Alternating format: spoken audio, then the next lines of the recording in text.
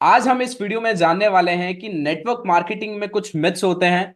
बहुत सारे लोगों को नेटवर्क मार्केटिंग बिजनेस में कुछ मिथ्स होते हैं। आइए उन मिथ्स को हम क्लियर करते हैं, जिसमें से नंबर 1 मिथ है, network marketing is a illegal pyramid scheme. देखिए, अब बहुत सारे लोगों को ऐसा लगता है कि नेटवर्क मार्केटिंग जो बिजनेस है वो एक इलीगल पिरामिड स्कीम है। तो देखिए, मैं आपको एक चीज बताना चाहता हूं कि कोई भी ऑर्गेनाइजेशन को हम उसके शेप और स्ट्रक्चर से डिटरमाइन नहीं कर सकते हैं कि वो लीगल है या वो इलीगल है या वो पिरामिड स्कीम है।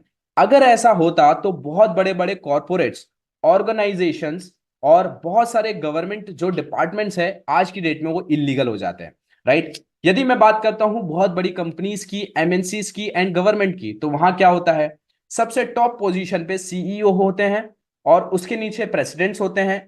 देन उसके नीचे वाइस प्रेसिडेंट्स, वाइस प्रेसिडेंट के नीचे होते हैं मिडिल मैनेजमेंट, उसके नीचे टीम लीडर्स और उसके नीचे होते हैं बहुत सारे हार्ड वर्किंग एम्प्लॉइज। अब आप देखिए, यहां पर भी तो एक पिरामिड स्कीम बन गया, यहां पर भी तो एक पिरामिड स्ट्रक्चर बन गया। तो हम किसी भी ऑर्गेनाइजेशन के शेप और स्ट्रक्चर से ये आइडेंटिफाई नहीं कर सकते हैं कि वो पिरामिड स्कीम होगी, वो इलीगल होगा, राइट।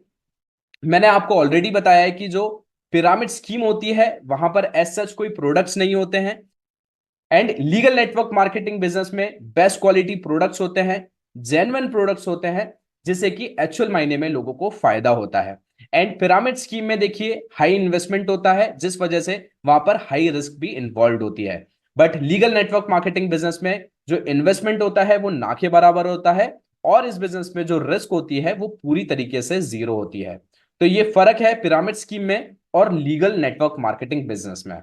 आई होप कि आपको अच्छी तरीके से जो पहला मिथ है क्लियर हुआ होगा। Then number 2, only top people make money. अब देखिए, कुछ लोगों को यह मिथ होता है कि नेटवर्क मार्केटिंग बिजनेस में जो टॉप पे लोग होते हैं पैसा वही कमाते हैं, लेकिन ऐसा नहीं है। यदि मैं आपको बताऊं, जो कॉर्पोरेट्स होते हैं, बड़े बड़े एमएनसीज होते हैं, वहां पर ऐसा होता है। जो टॉप पे सीईओ बैठे होते हैं सबसे ज्यादा पैसा वही कमाते हैं, राइट। और जो हार्ड वर्किंग एम्प्लॉयज होते हैं बेचारे, उनको थोड़ी सी सैलरी मिलती है, थोड़ा सा पैसा मिलता है, उनको फ्रैक्शन अमाउंट मिलता है, राइट। वो एम्प्लॉयज बहुत हार्ड वर्क करते हैं, जिस वजह से उनको एप्रिसिएशन भी नहीं मिलता है उनके काम का।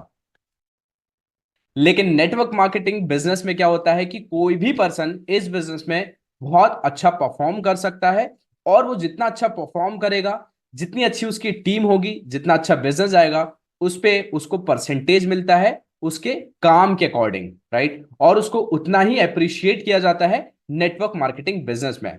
अब देखिए, नेटवर्क मार्केटिंग बिजनेस में हम एक दूसरे की हेल्प करते हैं। जब तक हम एक दूसरे की हेल्प नहीं करेंगे, इस बिजनेस में हम आगे नहीं बढ़ सकते हैं, राइट। तो जिस वजह से नेटवर्क मार्केटिंग बिजनेस में होता है पॉजिटिव एनवायरनमेंट। लेकिन अगर मैं बात करता हूं दूसरे वर्क प्लेस की, जहां पर यदि मैं बात करता हूं एमएनसीज की या बड़े कॉर्पोरेट सेक्टर की, तो वहां पर हम एक दूसरे को नीचा दिखाते हैं, हम एक दूसरे को आगे नहीं बढ़ने देना चाहते हैं, राइट। तो वहां पर एक नेगेटिव एनवायरनमेंट होता है, जिस वजह से हम कॉर्पोरेट्स में एंड एमएनसीज में जल्दी अचीवमेंट्स हासिल नहीं कर पाते हैं, right. Then number 3, network marketing users people. अब कुछ लोगों को ऐसा लगता है कि नेटवर्क मार्केटिंग बिजनेस में यहां पर लोगों का यूज होता है, लेकिन यह मिथ मैं आपको क्लियर कर देता हूं।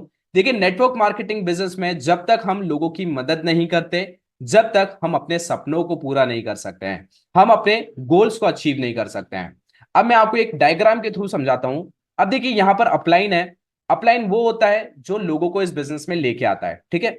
अब जब तक अपलाइन अपने डाउनलाइन की मदद नहीं करेगा, जिसको वो बिजनेस में लेके आया है, जब तक अपलाइन डाउनलाइन की मदद नहीं करेगा, उसकी हेल्प नहीं करेगा इस बिजनेस को सिखाने में और उसके सपने पूरे करने में, तो जब तक वो अपलाइन कभी भी अपने सपनों को अचीव नहीं कर सकता है।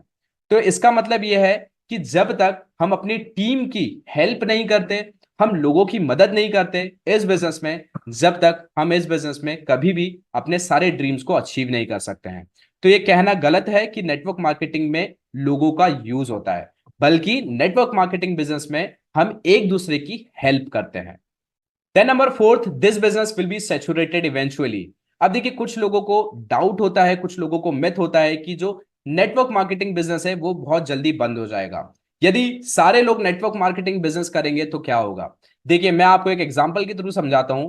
अब देखिए, एक सैमसंग कंपनी है, वो क्या करती है, जो कि एक मैन्युफैक्चरिंग कंपनी है, राइट। इलेक्ट्रिक इक्विपमेंट्स को मैन्युफैक्चर करती है, जैसे कि TV, AC, washing machine, mobile phone, watches, इस तरीके की बहुत सारी अप्लायंसेस बनाती है सैमसंग कंपनी, राइट। और हर दिन ये कंपनी ये सारे प्रोडक्ट्स को मैन्युफैक्चर करती है।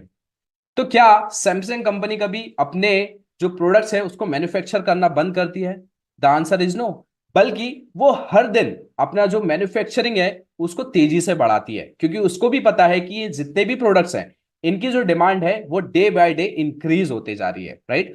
तो सेम ऐसे ही हर दिन इस पूरे वर्ल्ड में लोग 18+ हो रहे हैं, 18 साल से ज्यादा हो रहे हैं, जो डायरेक्ट सेलिंग बिजनेस को शुरुआत कर सकते हैं, डायरेक्ट सेलिंग बिजनेस की वो शुरुआत कर सकते हैं। तो डायरेक्ट सेलिंग बिजनेस की जो डिमांड है हर दिन बढ़ती जा रही है, राइट। तो इसीलिए जो डायरेक्ट सेलिंग का बिजनेस है वो कभी भी बंद नहीं हो सकता है।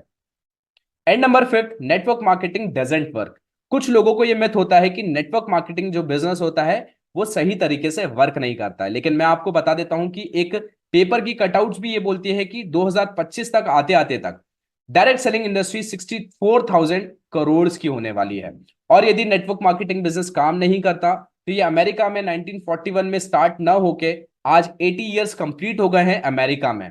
एंड यदि नेटवर्क मार्केटिंग बिजनेस सही तरीके से काम नहीं करता तो सिर्फ ये 1 2 3 कंट्रीज में रन होता, लेकिन आज ये 150 से ज्यादा कंट्रीज में सक्सेसफुली रन हो रहा है, राइट। और इंडिया में ये 1996 में आया था।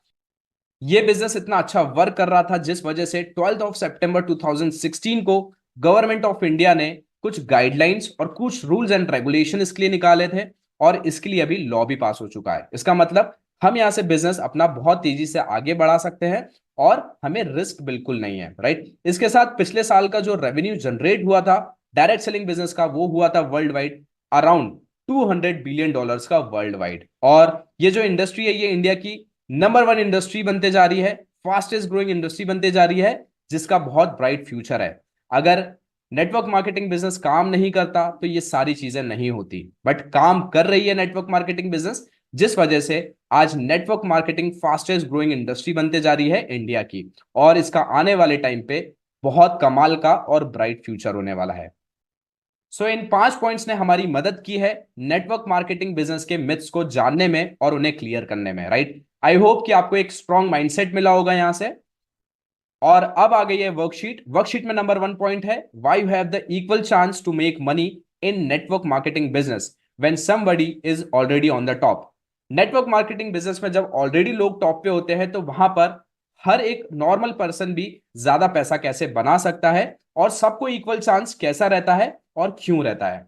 Then number 2, is network marketing method is responsible for success और failure of an individual? If yes then why, if no then why. Network marketing method responsible क्यों है सक्सेस और फेलियर का? अगर ऐसा है तो क्यों, अगर ऐसा नहीं है तो क्यों नहीं, राइट। आप इस वर्कशीट को कंप्लीट कीजिए। हम मिलते हैं हमारे नेक्स्ट वीडियो में नए सेशन के साथ। Till the time you go and keep shining.